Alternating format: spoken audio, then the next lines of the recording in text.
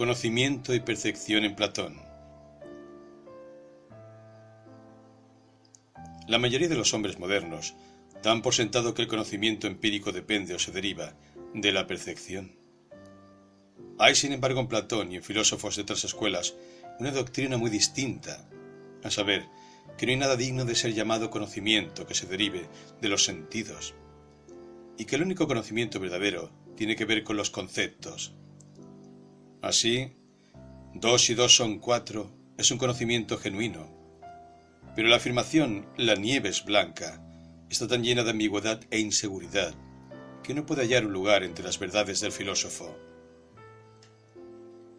Quizá deriva esta idea de Parménides, pero en su forma explícita el mundo filosófico la debe a Platón. Me propongo en este capítulo tratar de la crítica de Platón respecto a la idea de que el conocimiento es idéntico a la percepción. Esto ocupa la primera parte del Teetetes. Este diálogo trata de encontrar una definición del conocimiento, pero termina sin llegar más que a una conclusión negativa. Se proponen y rechazan varias definiciones, pero ninguna se considera satisfactoria. La primera de las definiciones sugeridas, y la única que aquí consideraré, la expone Teetetes con las palabras siguientes. Me parece que el que sabe algo percibe las cosas que sabe, y así el conocimiento es solamente percepción. Sócrates identifica esta doctrina con la de Protágoras, de que el hombre es la medida de todas las cosas, es decir, que cualquier cosa dada es tal como me parece, y para ti tal como a ti te parece. Sócrates añade, entonces es la percepción siempre algo que es, y siendo conocimiento es infalible. Una gran parte del argumento siguiente trata de la caracterización de la percepción. Cuando es completo no hace falta mucho tiempo para probar que la percepción, tal como ha llegado a ser, no puede ser conocimiento. Sócrates añade a la doctrina de Protágoras, la de Heráclito, de que todo cambia siempre, o sea que todas las cosas de las que decimos que son, están realmente en un proceso de formación. Platón lo cree así de los objetos sensibles, pero no de los de verdadero conocimiento. A través del diálogo, sin embargo, sus doctrinas positivas permanecen en segundo término. De la doctrina de Heráclito, incluso en el caso de que únicamente se aplique a objetos de los sentidos, con la definición del conocimiento como percepción, se deduce que el conocimiento trata de lo que se está formando y no de lo que es. En este punto existen problemas de índole elemental. Se nos dice que, puesto que es mayor que 4 pero menor que 12, 6 es al mismo tiempo grande y pequeño, lo cual es una contradicción. Sócrates es más alto que Teetetes, que es un adolescente aún no del todo desarrollado. Pero en pocos años Sócrates era más bajo que Teetetes. Por lo tanto, es Sócrates bajo y alto a la vez. La idea de la proposición relativa parece haber intrigado a Platón como a la mayoría de los grandes filósofos, hasta Hegel incluso. Estos problemas, sin embargo, no son muy afines al argumento y pueden ignorarse. Volviendo a la percepción, se la considera como debida a una interacción entre el objeto y el órgano del sentido, y los dos, según la doctrina de Heráclito, cambian siempre, y cambiando, varían lo percibido. Sócrates dice que cuando está bien, encuentra dulce el vino, pero cuando está malo le parece agrio. Aquí hay un cambio en el perceptor, que causa cambio en lo percibido. Se proponen ciertas objeciones a la doctrina de Protágoras, y después se retiran algunas. Sugiere que Protágoras debía haber admitido cerdos y monos como medida de todas las cosas, puesto que también perciben. Se plantean las cuestiones respecto a la validez de la percepción en los sueños y en el estado de locura. Si Protágoras tiene razón, nadie sabe más que otro hombre. No solo Protágoras es tan sabio como los dioses, sino, lo que es más serio, no es más sabio que un tonto. Además, si los juicios de una persona valen igual que los de otra, la gente que juzga que Protágoras se ha equivocado podría tener tanta razón como él. Sócrates se propone encontrar una respuesta a muchas de estas objeciones, poniéndose por el momento en lugar de Protágoras. En cuanto a los sueños, las percepciones son verdaderas como tales. Respecto al argumento de los cerdos y monos, se le despacha como ofensa vulgar. Y respecto al argumento, si cada hombre es la medida de todas las cosas, una persona es tan sabia como cualquier otra. Sócrates sugiere, por Protágoras, una respuesta muy interesante, a saber, mientras que un juicio no puede ser más cierto que otro, puede ser sin embargo mejor, en el sentido de tener mejores consecuencias. Esto sugiere el pragmatismo. Sin embargo, no satisface a Sócrates esta contestación, aunque la haya inventado él. Por ejemplo, dice que cuando un médico predice el curso de una enfermedad, sabe realmente más del porvenir del enfermo que el enfermo mismo. Y cuando los hombres difieren en cuanto a lo que debe decretar el Estado, el resultado muestra que algunos tenían mayor conocimiento respecto al futuro que otros. Así no podemos eludir la conclusión de que un sabio es una medida mejor de las cosas que un tonto. Todas estas son objeciones a la doctrina de que todo el hombre es la medida de todas las cosas, y solamente de modo indirecto a la doctrina de que conocimiento significa percepción, en cuanto que esta doctrina conduce a la otra. Sin embargo, hay un argumento directo, a saber, que hay que admitir la memoria lo mismo que la percepción. Se admite esto y la definición propuesta se modifica. Llegamos después a la crítica de la doctrina de Heráclito. Primero se la lleva al extremo, de acuerdo con la práctica de sus discípulos entre los brillantes jóvenes de Éfeso. Una cosa puede cambiar de dos maneras, por locomoción y por cambio de cualidad. Y la doctrina de la fluencia afirma que todo cambia, siempre en ambos aspectos. Y no sólo todo sufre siempre un cambio cualitativo, sino que todo cambia siempre todas sus cualidades. Así se nos dice, piensa los inteligentes de Éfeso. Esto tiene malas consecuencias. No podemos decir esto es blanco porque, si era blanco cuando empezamos a hablar, ya no lo será cuando terminemos la frase.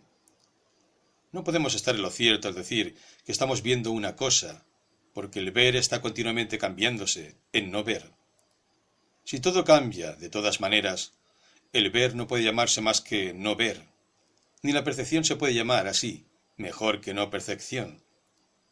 Y cuando decimos la percepción es conocimiento, podemos decir con el mismo derecho, la percepción es el no conocimiento.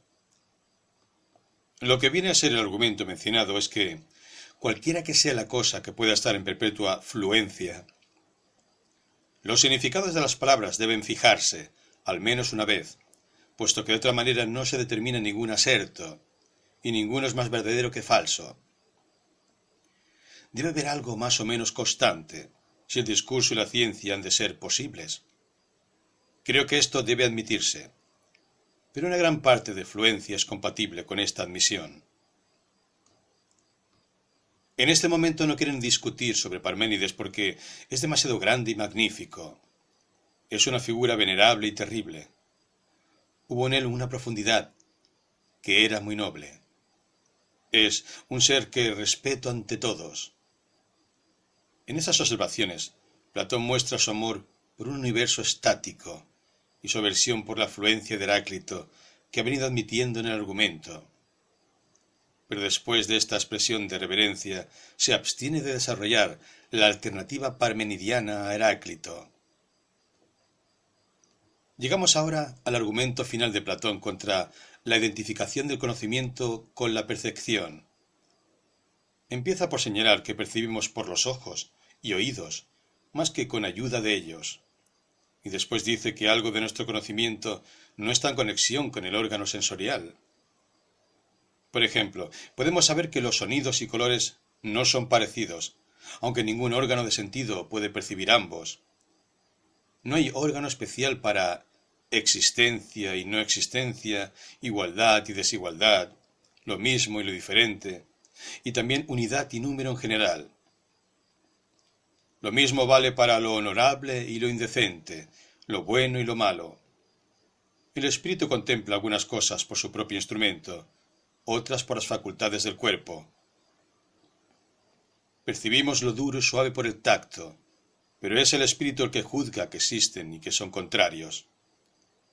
Solamente el espíritu puede tener existencia, y no alcanzamos la verdad si no alcanzamos la existencia. De ahí que no podamos saber cosas por los sentidos solamente, puesto que los sentidos solo no nos permiten saber que las cosas existen. Por lo tanto, el conocimiento consiste en la reflexión, no en impresiones, y la percepción no es conocimiento porque no tiene parte la captación de la verdad, puesto que no la tiene al captar la existencia. Separar lo que se puede aceptar de lo que no, en este argumento contra la identidad del conocimiento con la percepción, no es ni mucho menos fácil. Hay tres tesis relacionadas entre sí que Platón discute, a saber. 1. El conocimiento es percepción. 2. El hombre es la medida de todas las cosas. 3. Todo está en estado fluyente. 1. La primera, y de la cual se ocupa en primer lugar el argumento, es apenas discutida en su propio alcance, excepto en el pasaje final de que acabamos de tratar. Aquí se arguye que la comparación, el conocimiento de la existencia y la comprensión del número son esenciales al conocimiento, pero no pueden ser incluidos en la percepción, puesto que no son causados por un órgano del sentido. Las cosas que se dicen sobre esto son distintas. Empecemos con la igualdad y la desigualdad. Que dos matices de color que estoy viendo sean similares o no, según los casos, es algo que por mi parte aceptaría. Desde luego no como un objeto de percepción, sino como un juicio de percepción. Un objeto de percepción, diría, no es un conocimiento, sino solamente algo que ocurre y que pertenece igualmente al mundo de la física y al de la psicología. Naturalmente consideramos la percepción igual que Platón, como una relación entre un perceptor y un objeto. Decimos, yo veo una mesa, pero aquí, yo y mesa son construcciones lógicas. El núcleo del acontecimiento estriba meramente en ciertos matices. Estos van asociados a imágenes del tacto. Pueden producir palabras y hacerse fuente de recuerdos. El objeto de la percepción como contenido de imágenes palpables se convierte en un objeto que se supone físico. El objeto de la percepción como contenido de palabras y recuerdos se convierte en percepción, que es parte de un sujeto y se considera mental. El objeto de la percepción es simplemente un acontecimiento, ni falso ni verdadero. El objeto de la percepción como contenido de palabras es un juicio, y capaz de verdad o falsedad. A este juicio lo llamo juicio de percepción. La frase, el conocimiento es percepción, debe ser interpretada como el conocimiento consiste en juicio de percepción. Solamente en esta forma puede ser gramaticalmente correcto. Volvamos a la igualdad y desigualdad. Es muy posible, cuando yo percibo dos colores simultáneamente, que su parecido o de semejanza formen parte del dato y que haya que aseverarlo en un juicio de percepción. El argumento de Platón de que no tenemos órgano del sentido que perciba la igualdad y la desigualdad ignora la corteza y dice que todos los órganos de los sentidos han de estar en la superficie del cuerpo. El argumento para incluir la igualdad y la desigualdad como posibles datos de percepción es el siguiente. Supongamos que vemos dos matices de color, A y B, y que juzguemos que A es como B. Supongamos además, con Platón, que este juicio es correcto, en general y en particular, en el caso que estamos considerando. entonces hay una relación de igualdad entre A y B, y no meramente un juicio de nuestra parte que hace constar la igualdad. Si sólo existiese nuestro juicio, sería arbitrario, incapaz de verdad o falsedad.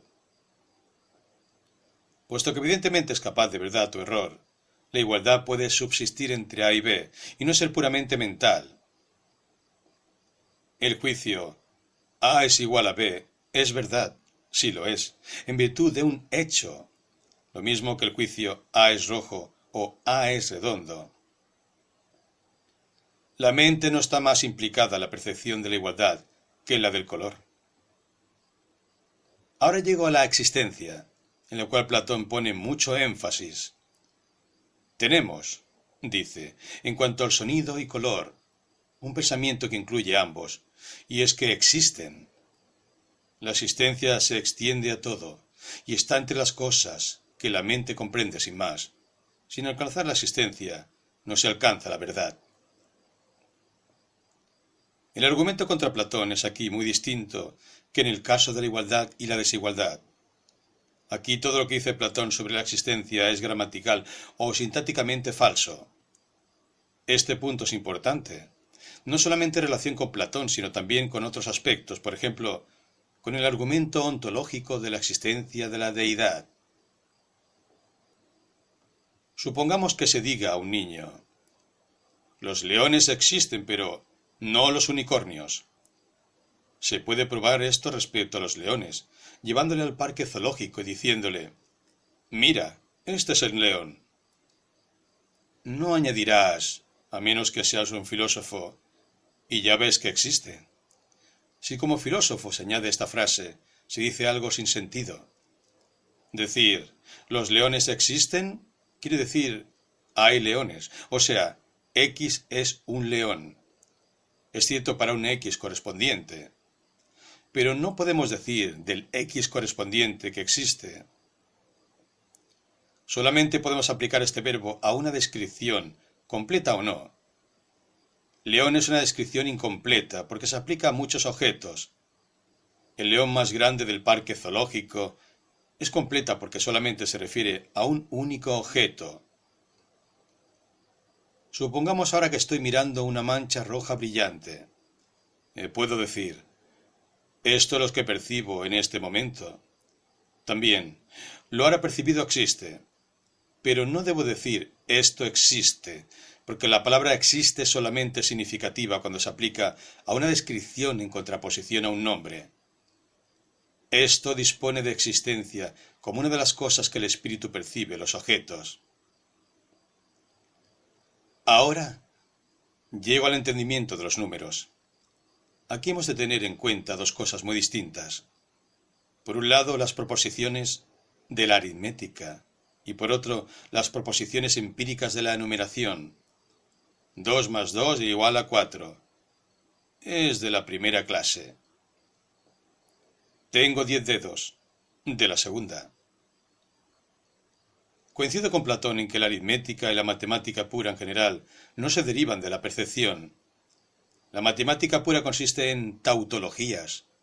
Análogas a hombres son hombres, pero por lo común más complicadas. Para saber si una proposición matemática es correcta, no tenemos que estudiar el mundo, sino solamente los significados de los símbolos. Y los símbolos, cuando nos ocupamos de las definiciones, de las cuales la proposición es mera abreviatura, resultan ser palabras como o, y no, y todo, y alguno, que no denotan, como Sócrates, algo del mundo real.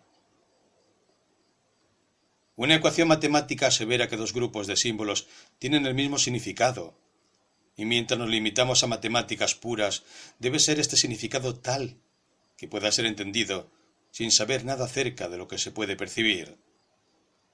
La verdad matemática, por lo tanto, es, como defiende Platón, independiente de la percepción, pero es una verdad de índole muy peculiar que trata solo de símbolos. Las proposiciones de la numeración, como tengo 10 dedos, son de una categoría muy distinta y dependen, evidentemente, al menos en parte, de la percepción. Claramente el concepto dedo está abstraído de la percepción, pero ¿qué ocurre con el concepto 10? Aquí parece que hemos llegado a un verdadero universal, o idea platónica.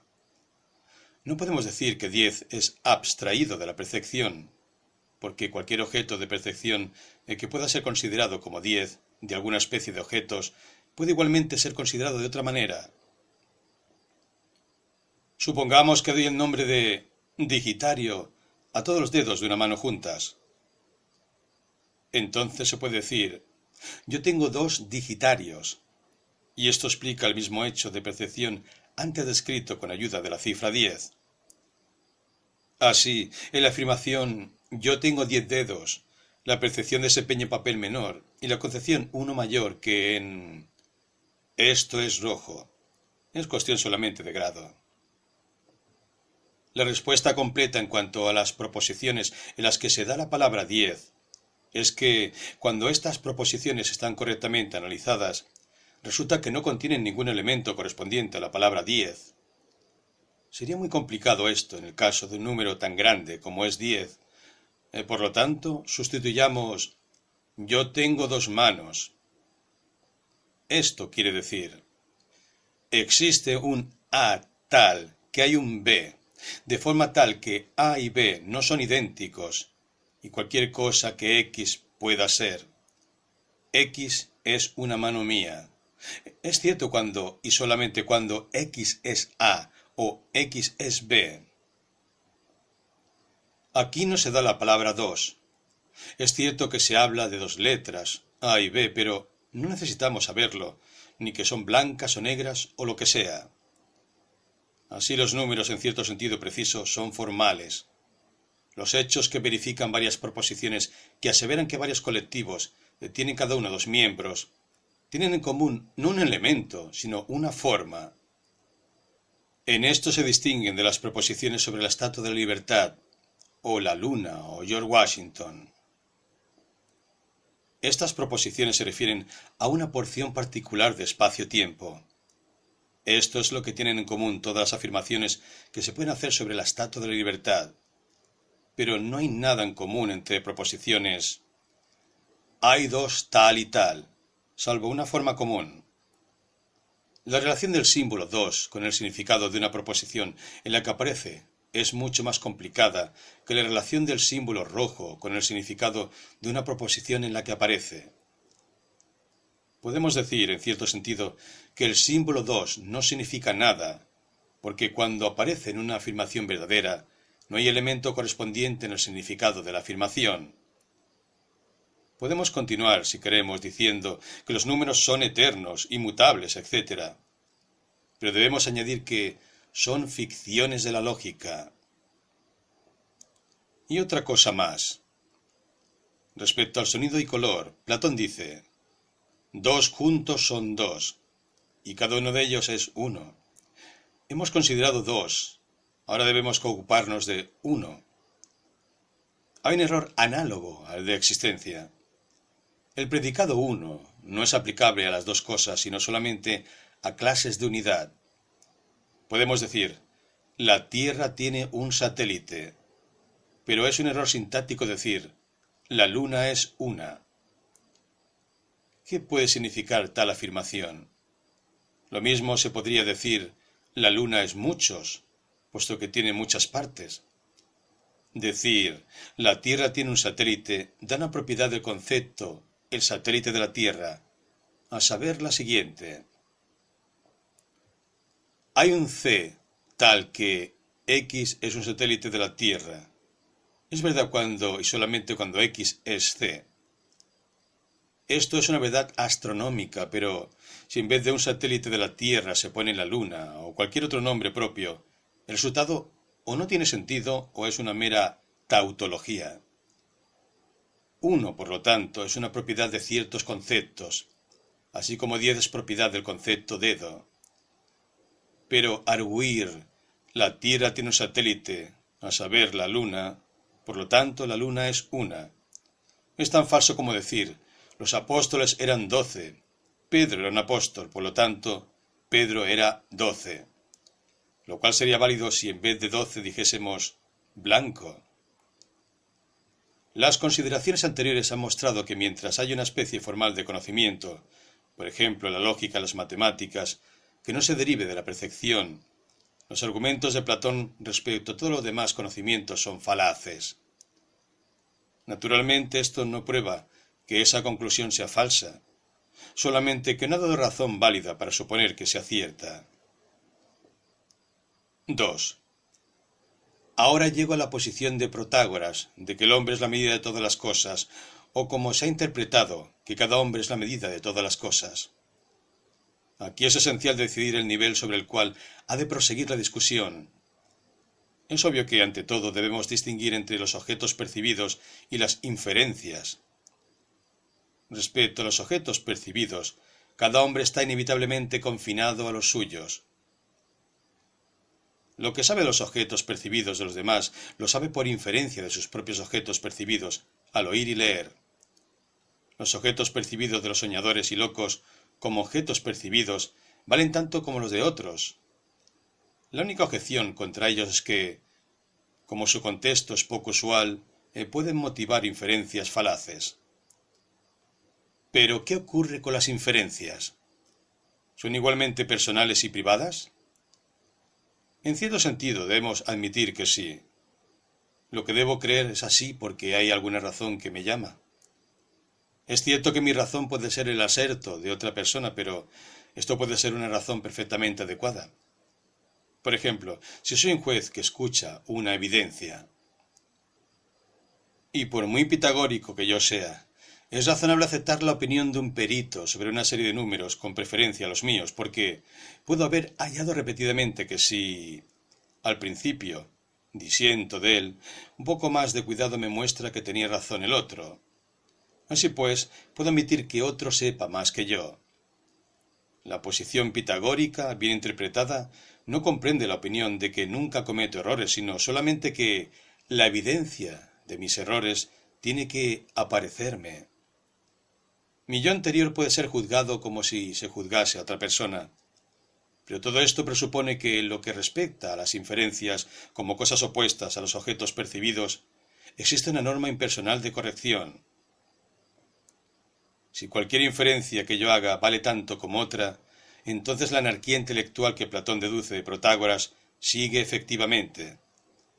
Sobre este punto, pues, que es importante, Platón parece tener razón, pero los empiristas dirían que las percepciones son la prueba de la corrección en cuanto a la inferencia en la materia empírica.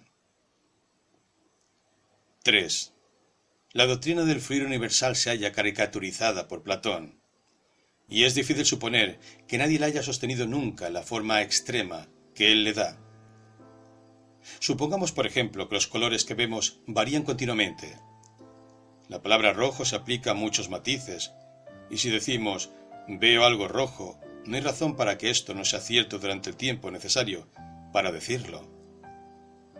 Platón obtiene un resultado aplicando procesos de cambio continuo o posiciones lógicas como el percibir y no percibir, el saber y no saber.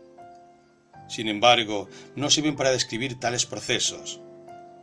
Supongamos que observamos un día de niebla a un hombre que se aleja de nosotros por un camino.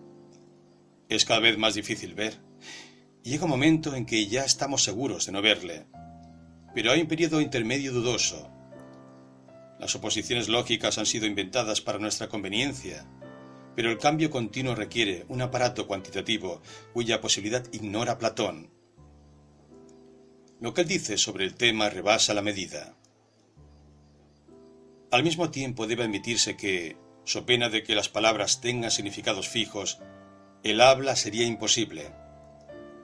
Aquí es demasiado fácil ser absoluto. Las palabras cambian de significado. Por ejemplo, la palabra idea. Solo por un gran proceso de educación aprendemos a dar a esta palabra algo parecido al significado que le dio Platón.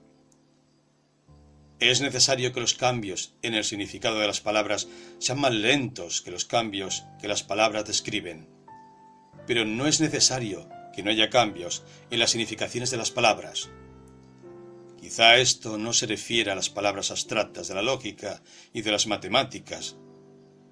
Como hemos visto, estas palabras solamente se aplican a la forma, no al tema, de las proposiciones. Aquí hallamos otra vez que la lógica y las matemáticas son especiales. Platón, bajo la influencia de los pitagóricos, asimiló en demasía otros conocimientos a las matemáticas. Compartió este error con muchos de los más grandes filósofos, pero sin embargo sigue siendo una equivocación.